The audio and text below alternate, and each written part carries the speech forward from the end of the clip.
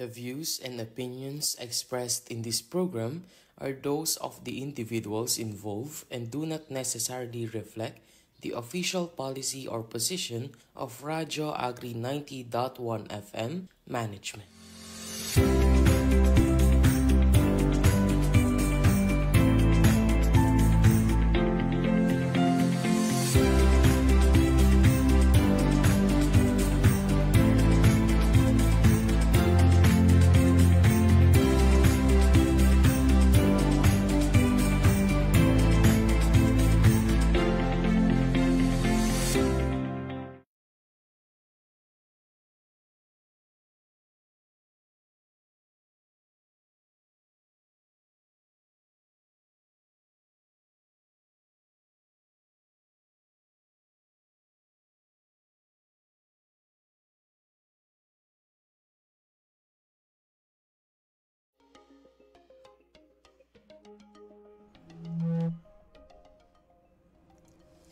Good morning mga ka-Radyo Agri, kayo po ay nakatutok sa Radyo Agri 90.1 PhilMec, kasaganaan para sa bayan.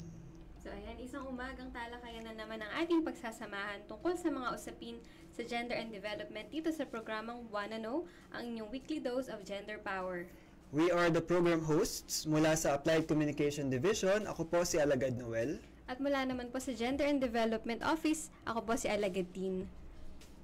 And we are currently live on air via our Facebook page sa 90.1 FM.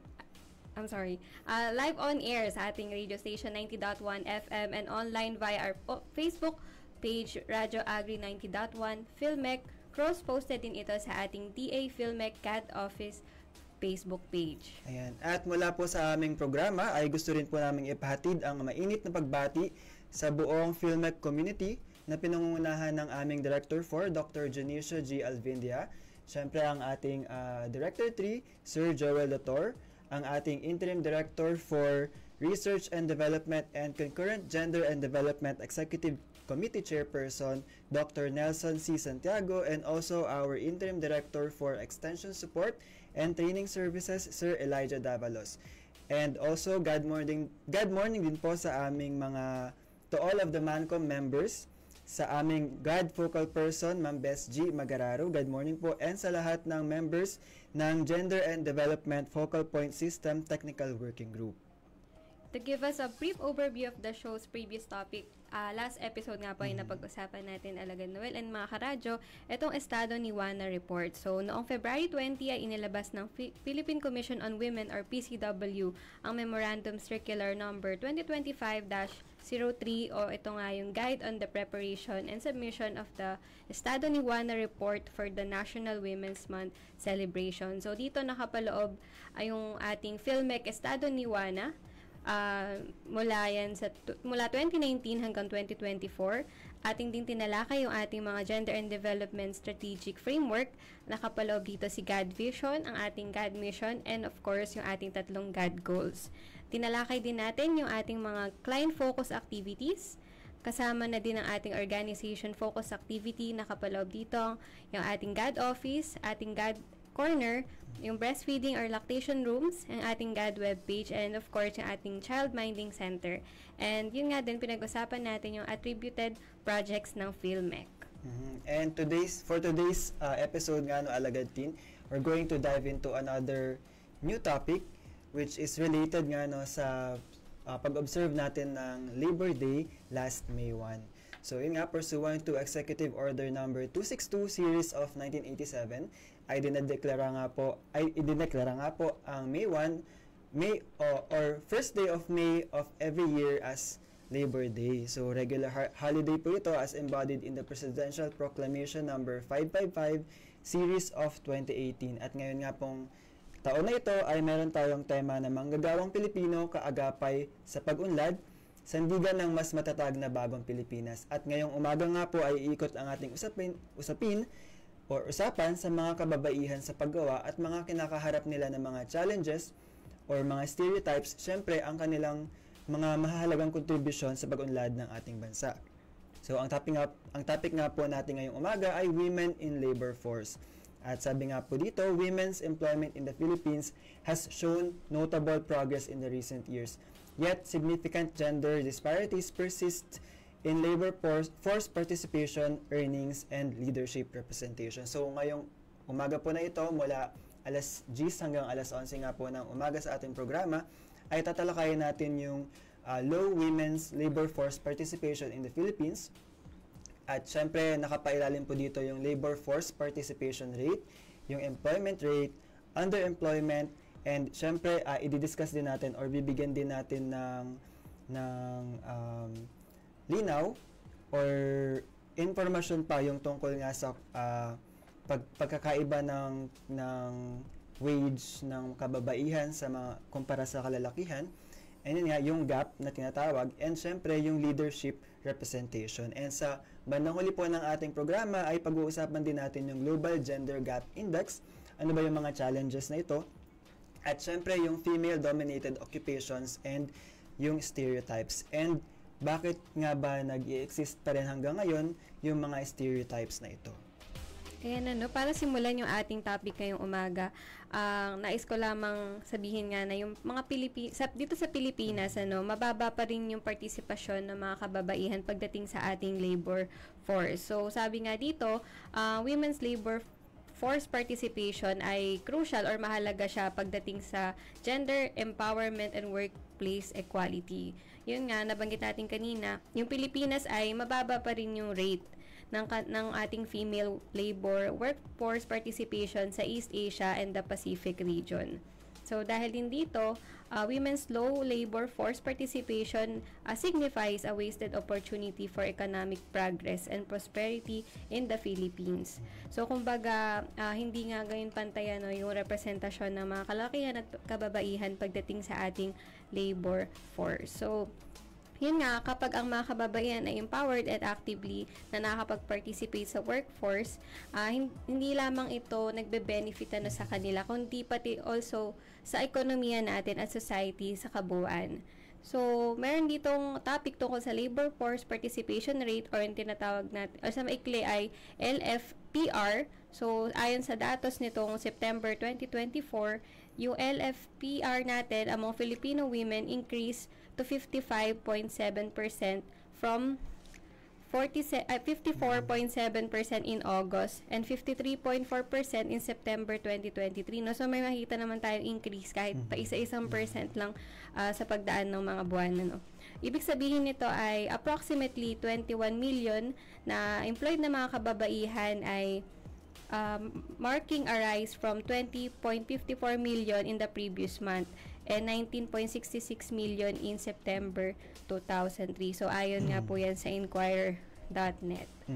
So, pagdating naman po sa employment rate natin, in August 2024, ang employment rate ng mga kababaihan ay tumaas sa 95.3%, up from 94.8% in July and 95.1 a year earlier. So, nakikita nga naman natin na nag-i-increase siya, although paunti-unti. So, yun, according naman yan sa Business World Online. So, next naman natin na tatalakayin is yung underemployment. So, yung underemployment rate among women decreased to 11.2% in August 2024. So, bumabayan dun sa 12.1% natin ng July and 11.7% in August 2023. So, ibig sabihin nito, fewer employed women are seeking additional work or longer working hours. So, according naman yan sa GMA Network, News and Entertainment.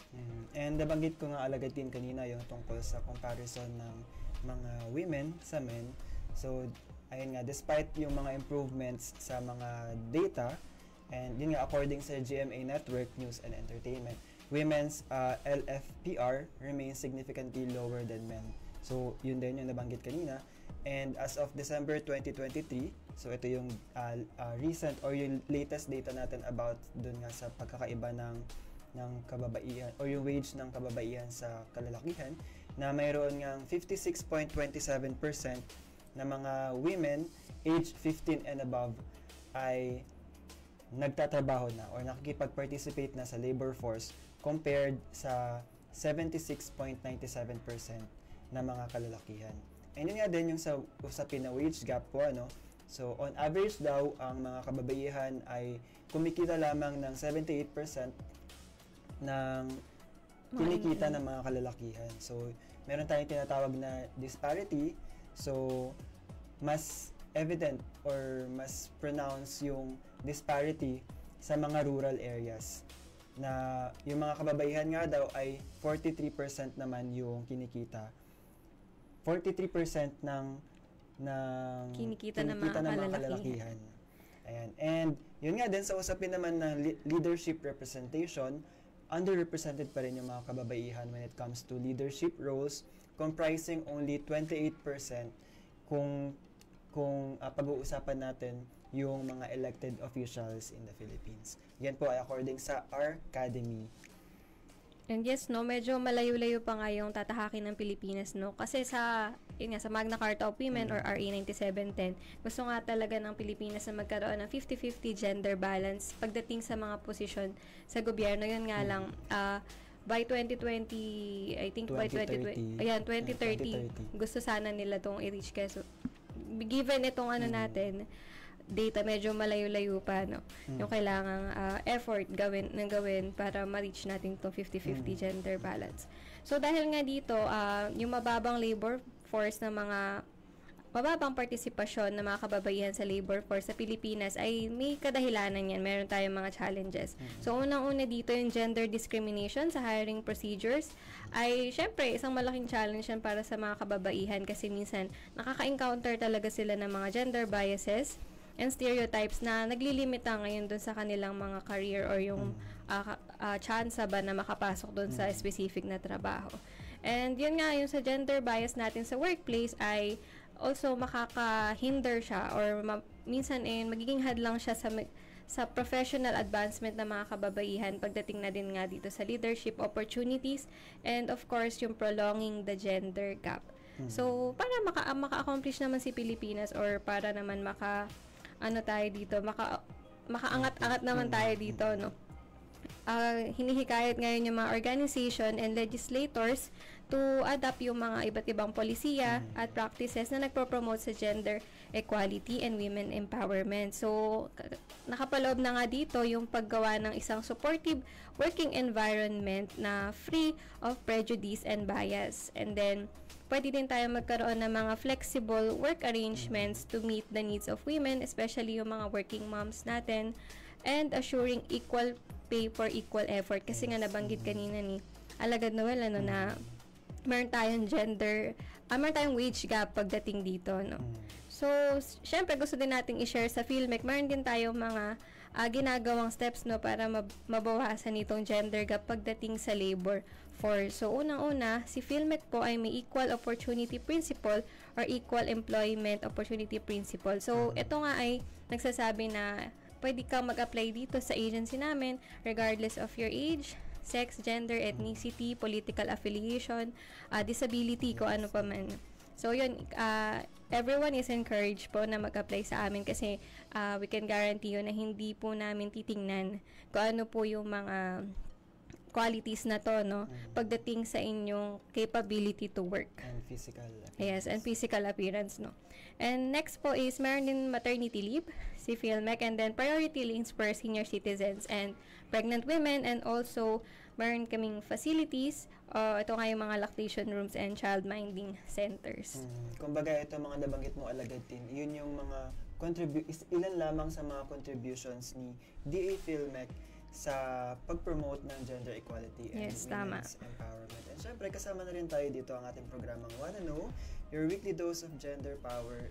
Weekly nga po na kaya natin ito ginagawa is to raise awareness on such topics like this, no? Para yung mga hindi aware, syempre, malaman nila din yung mga ganitong mga information and yung mga advocacy na ganito. Yes, and yun nga din, previously nabanggit ko rin kanina yung Global Gender Gap Index. So, in the 2024 Global Gender Gap Report, the Philippines ranked 25th out of the 146 countries with gender parity score of 77.9%. So, ayun, according po sa Inquirer, this was a decline from its previous ranking attributed to losses in economic parity and a reduction in the share of women ministers. And according nga din sa report na ito and sa PCW and syempre also sa UN Women, sa mga previously discussed natin na mga topics, yun nga na by 2030 is yun yung goal, 2030, pero nagsabi na rin sa report na hindi talaga paaabot, no? 'Di ba? Sabi nga parang 2070 or 2050 pa. So 'di ba ilang taon na tayo nun. Pero ito pailan-ilan pa konti-konti, step by step. Nagkakaroon naman tayo ng improvement as long as sama-sama tayo na mag-promote or sama-sama na kumilos din. Kumilos. So this is also a call to action, no, na sumama sa mga advocacy na ganito, especially when we are celebrating National Women's Month.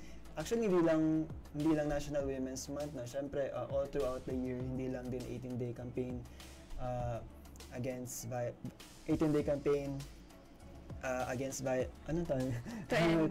To end violence against women. Ay, nakalimutan ko na yung title. Ay,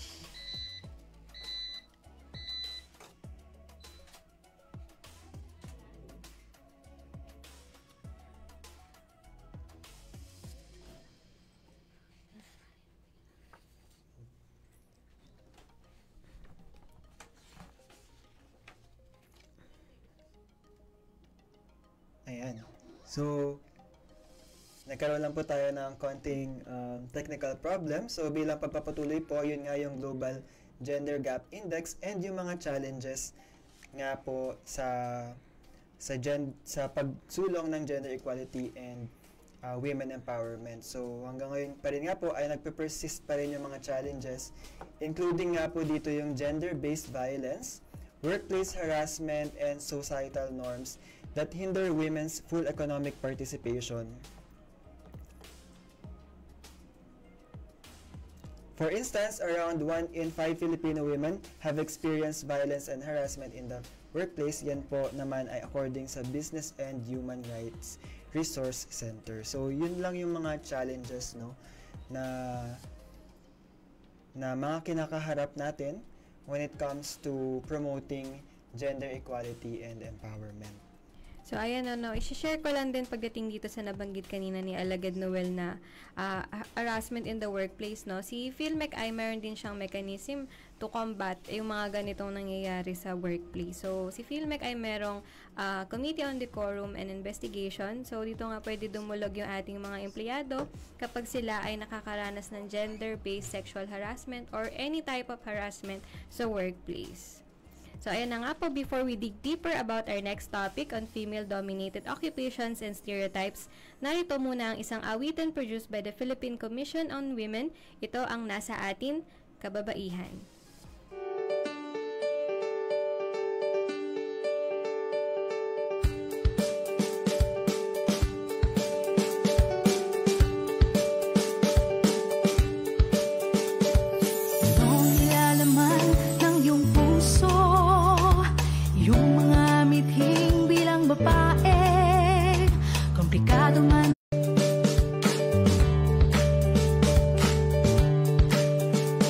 Ligtas na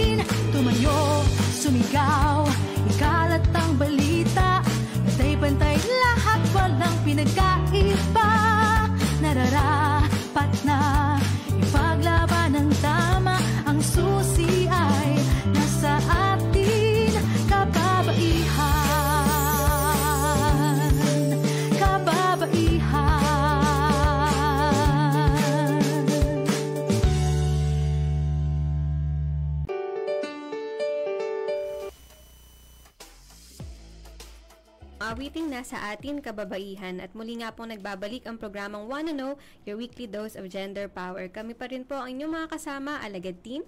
Ako naman po si Alagad Noel, dito pa rin sa ating himpilan, Radyo Abi 90.1 Filmec, kasaganaan para sa bayan.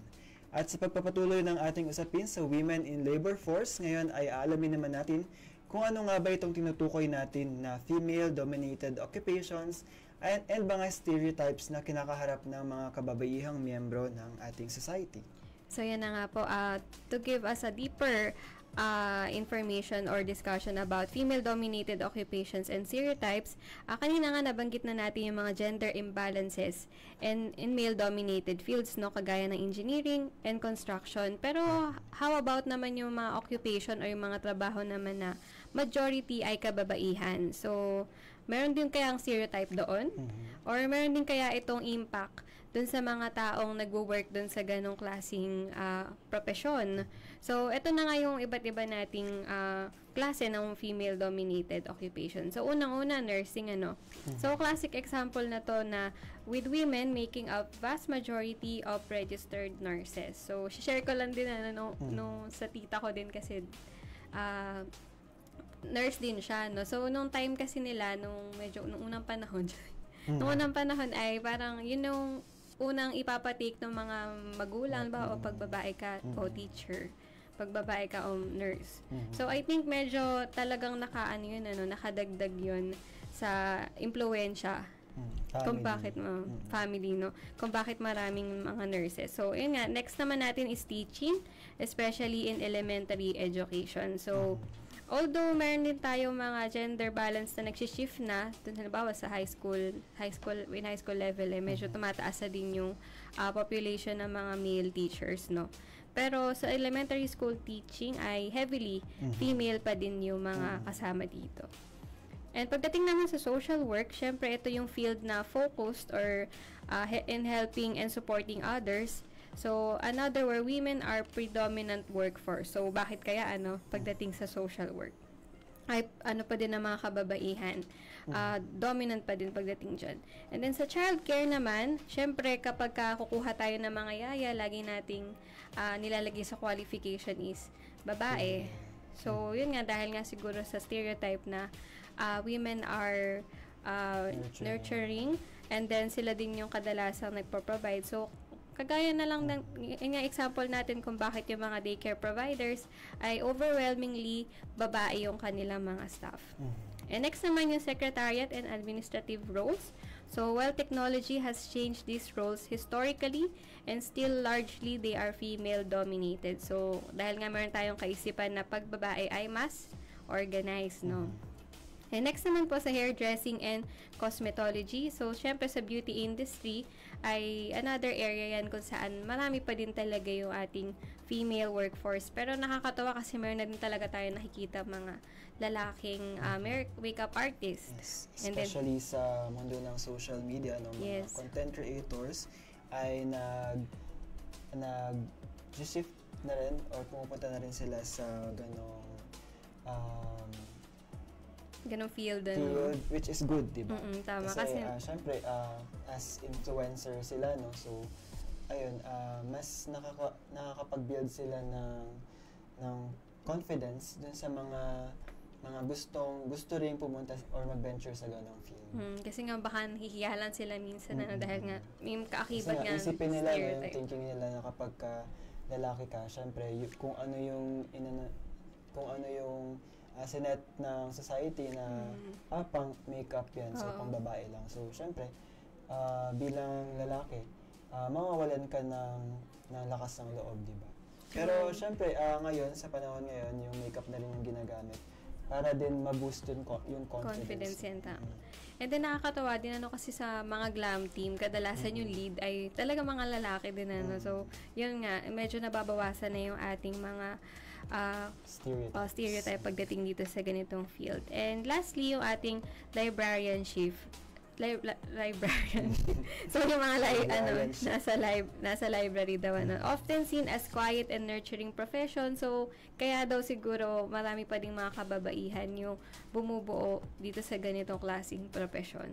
So etong mga vital profession na to ay syempre nagko-contribute siya sa ating society, pero despite their importance, minsan ayun nga may mga stereotype siyang kaakibat. So tingnan naman natin ngayon yung kung ano nga ba itong mga stereotype na nakapaloob dun sa mga profession na ito.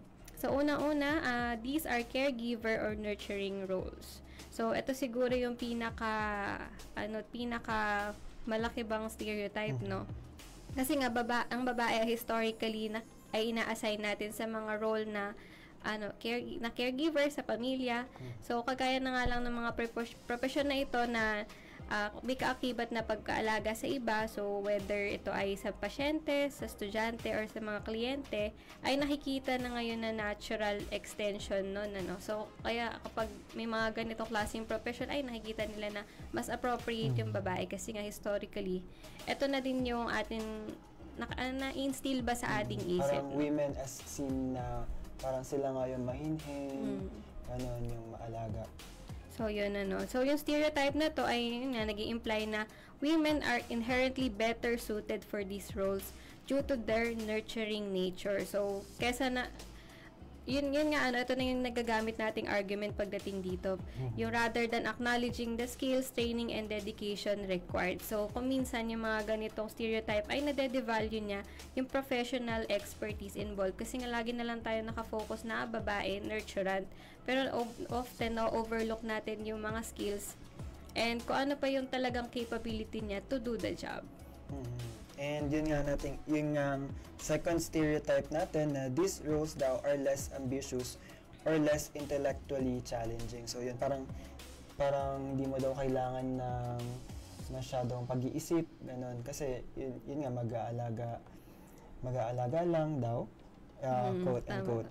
So, isa nga rin yan sa mga huge misconception.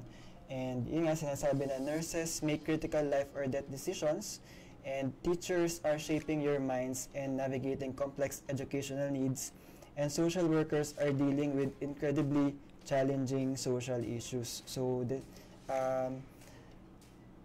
regardless kung anong gender,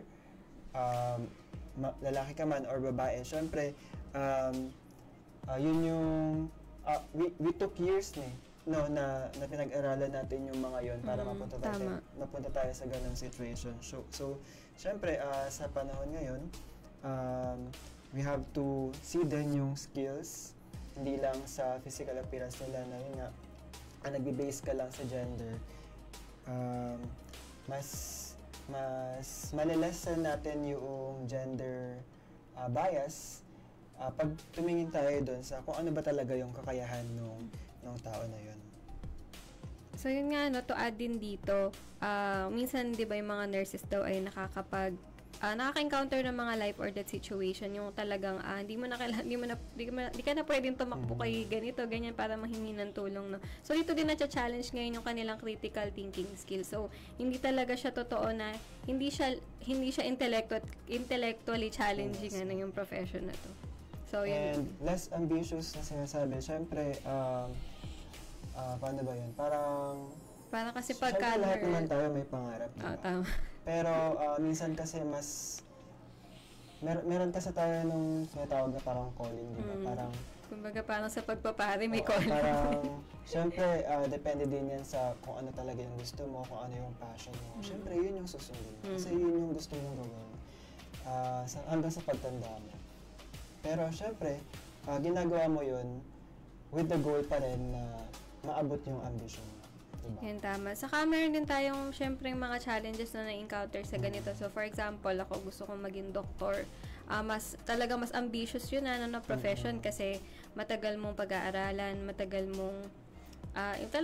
yung proseso kasi may mga internship pa. Pero baka naman kasi hindi lang siya nakapag-pursue ng doktor kasi nga yung economic status nila bilang pamilya ay nakakahinder, no? Kasi syempre mahal magpaaral ng doktor. So kaya siguro siya nag-nurse, parang gano'n, ano. Ganyan natin yung mga titingnan nating factors kung bakit marahil hindi siya nakapag-pursue ng mas mataas na. Yes. And actually even now, no, sa social media pa rin, nakikita pa rin natin na parang mas meron pa din yung parang yung level na parang sinasabi na 'di ba mas mataas pa nga rin yung posisyon ng doktor kaysa sa nurse. Pero minsan kasi yung ibang male doctors, no, parang mas bias. Meron pa rin gender bias na parang mas gusto pa rin nila i-mentor yung mga male na mga, ano tawag doon? Na mga nurses or medtech, ano ba paano? Parang yung apprentice? Parang ganun. Oo, yung mga ganun. Ayan. And yun nga, next naman na stereotype natin is these roles are seen as temporary or secondary to family life. So, this stereotype stems from historical expectation that women would leave the workforce or prioritize family once they had children. So, para ito sa mga mga women in labor force na mga mothers, working moms.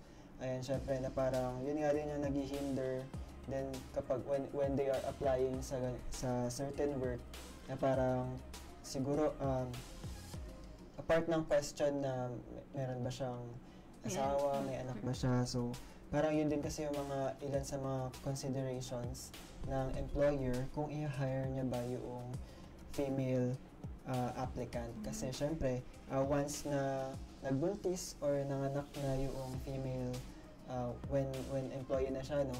So parang syempre may time na mawawala siya. And yun din yung isipin ng employer na baka maapektuhan yung work. Yeah, syempre. Lalo na kapag heavily demanding yung trabaho, no? Yung parang, pag sinabing may anak, ay sige, hindi natin tatanggapin yan kasi baka hindi yan pwedeng mag-overtime. Yun yung kadalasan, nagiging thinking pagdating dito. Or siguro tinatanong din nila, for example, baka single yung female applicant, no? So, ang part ng question ng employer is, may plan ba si female applicant to build family, yes. family? So, siguro isa rin yun sa mga stereotype, ilan sa mga stereotypes when it comes naman sa yun nga sa employment. Ayan. And yeah, next naman, there's a lack of leadership opportunities or career advancement. So, although meron naman ding progress, the perception can exist that these fields offer limited upward mobility. So this can be due to a variety of factors, including organizational structures or unconscious bias. The stereotype can discourage women from pursuing leadership roles or can make it harder for them to be seen as capable of leading. So, parang yun, meron pa din siya sa mga companies, no, na pagka siguro ano yun, usapin ng doubt sa sarili, no? Kapag ka hindi ka nagtitiwala sa sarili mo na kaya mo as female, parang iniisip mo pa rin yung sasabihin ng society na babae ka lang, yun nga, di ba yung term natin, babae ka lang. So parang yun yung reason kung bakit napanghihinaan ng loob yung ibang kababaihan na gustong mag-lead sa kanilang field or any field, no? Na syempre alam mo naman na magaling ka, pero dahil nga dun sa mga sasabihin ng iba, may mga doubts sa'yo. Especially kapag you're the only rose among the thorns, diba? So ayun, pero ang ganda din tignan, no, na kapag na female yung nag-lead and na effective din yung leadership niya, diba? So hopefully sa mga susunod pa na taon, marami pa tayo makita mga competent women leaders na yun nga, na magpapaunlad pa sa ating bansa. Yes, and na magpapataas pa sa mga data na binahagi natin kanina, and yun nga, na magpapabawas sa gender gap, gender disparities, and mga gender biases, at ito nga yung mga gender stereotypes. So, yan. So, bakit naman kaya nag-e-exist itong ating mga stereotype at bakit pa rin siya nagpe-persist, ano? So, unang-una, ito nga yung historical context. So, marami dito sa mga roles na to ay nag-evolve, syempre, dun nga sa mga task na traditionally ay na-assign natin sa mga kababaihan sa bahay. So, including nga itong caring for children and then yung managing household affairs. So, talagang, ito yung ano, yung unang-unang dahilan, yung historical context, no? Next one is yung gender roles. Siyempre, meron tayong mga societal expectations tungkol nga dito sa ating traditional gender roles. Ito pa din ay continuing pa din siya sa pag-impluensya ng ating mga perception sa iba't ibang profession. So, next naman is yung lack of visibility. So, yung complex and skilled nature ng ilang professional roles ay hindi gaanong naiintindihan or na-appreciate ng mga madla na hindi kabilang dun sa ganong klaseng profession. So, next naman, ito din ay malaki din yung role na ginagampanan is yung media portrayal. So, pagdating nga sa movies, TV shows, and other media, syempre nag-perpetuate ito or nag-i-instill sa ating kaisipan ng mga stereotypical representation ng mga iba't ibang klaseng trabaho nga na dominated ng mga kababaihan. And next, yung undervaluation. So, yun nga, nabanggit ni Alagad Noel kanina, yung lower yung nagiging pay ng mga kababaihan compared sa mga kalalakihan in the same profession. And prevalent nga ito or mas talamak sa rural areas. So, yun nga, with these fields can reinforce the idea that they are less valuable or less skilled.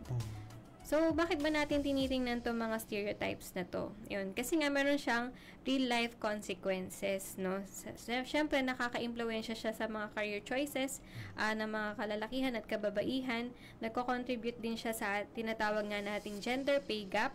At nagiging mahirap siya ngayon sa mga individual na pasukin yung mga ganitong profesyon kasi nga, in a fear na baka hindi sila fully ma-recognize for their skills and contributions kasi nga yung tayo ay nakatoon pa din tayo dun sa mga stereotypes na ating mga kinalakihan. So, ito yung nagke-create ngayon ng mga barriers na lalo-lalo na sa mga kalalakihan na gustong pumasok dun sa mga field na dominated ng mga kababaihan kasi nga baka kasi nai-instill nga sa kaisipan nila na pambabaeng trabaho yan. So, baka yun, maghihinder yan ngayon sa mga kalalakihan, yung ganitong klaseng kaisipan. So, importante din sana na i-challenge natin yung mga ganitong stereotype at ma-recognize natin syempre yung value and complexity, ng female dominated occupation. Kasi nga, hindi lang siya basta caregiver, kundi sila din ay mga skilled professional, na minsan, kadalasan na nagre-require din talaga siya na kailangan nakapagtapos ka, may expertise ka, and of course, hindi mawawala yung meron kang dedication, sa trabaho. So, by recognizing and syempre, para i-dismantle din yung mga ganitong stereotype, mas makakapag-create tayo ng mas pantay and appreciative na workplace para sa lahat. Siguro, Alagad, let's give one practical example din. Aviation. Ayan. So, sa aviation, di ba, konti lang yung nakikita natin ng mga pilot, women pilot, and then sa mga flight attendants. So, sa panahon ngayon, nakikita naman natin na pantay na, May mga nakikita na tayo na mga male flight attendants and female flight attendants. And yun, parang doon ka parang sa skills din nagbe-base. Na parang you don't have to have a certain bachelor's degree. Kasi syempre any degree naman, di ba? You can be a flight attendant based on your skills, sa kakayahan mo and sa dedication mo. And yun din sa mga women pilots natin. And actually, di ba, parang sa mga previous celebrations natin ng Women's Month, may mga nakikita tayo ng mga news na yung certain flight na to is female or women-led na flight. So, yung pilot and then yung officers na is female and lahat, all crews ng flight na yun is women. So, parang yun din yung natin na pagka-aviation, di ba, parang sa society, anong unang papasok sa isip mo pag sinabing aviation? Of course, syempre, lalaki yung piloto agad. And ano pa ba yung ibang mga profession na pag sinabi sa'yo is men-dominated yung may isip mo? Siguro for me, kasi unang-una talaga engineering, no? Pagka, lalo na din, nung dati, puro male engineers talaga yung mga nakikita natin. Pero ngayon, nakakatuwa na talagang marami na ding female na nagtitake ng engineering courses. And then, kung titingnan din natin yun sa statistics, no? I think, medyo pantay naman na siya. Yes. And sa panahon ngayon, mga board exam season. And so sa mga meron ng results, nakikita din natin doon, evident din doon na yung mga nagtatop is mga women din, mga female. Yes, meron din mga female professionals. Ayan. So, yun nga po, ang topic natin ngayong umaga ay Women in Labor Force, kung saan napag-usapan natin yung low women's labor force participation in the Philippines. Nandyan din yung labor force participation rate, yung employment rate, underemployment, comparison with men, wage gap, and yung leadership presentation. So, napag-usapan din natin sa kalagitnaan ng ating discussion yung Global Gender Gap Index and ano ba yung mga challenges na ito. And sa last part naman po, yun nga yung ating mga napag-usapan. Kani-kanina lamang ay yung mga female-dominated occupations and yung mga tinatawag na gender stereotypes. And bakit ba yung mga stereotypes na to ay nag-e-exist pa rin and hanggang ngayon is na-experience pa rin natin siya sa panahon ngayon. Ayan, Alagatin, meron ba tayong mga announcements? I think for now, wala naman tayong announcements, no, pagdating sa atin dito sa agency. And so, mga Karadyo Agri, we have reached the end of our discussion for today about women in labor force. We hope na marami kayong napulot na impormasyon. And if you want to suggest or recommend a topic na gusto nyo pong marinig sa ating programang Wanna Know, you can engage with us through the comment section below, or you can message us sa aming official Facebook page, DA Philmec GAD Office, at syempre sa Radyo Agri 90.1 Philmec. So yan, for more gender and development updates, you may visit our official website at cad.philmec.gov.ph and of course our agency website, philmec.gov.ph. At muli, kami po ang mga alagad ng Gender and Development at ito ang programang Wanna Know, your weekly dose of gender power. Abangan niyo pa rin sa ating himpilan, Radyo Agri 90.1 Philmec, kasaganaan para sa bayan.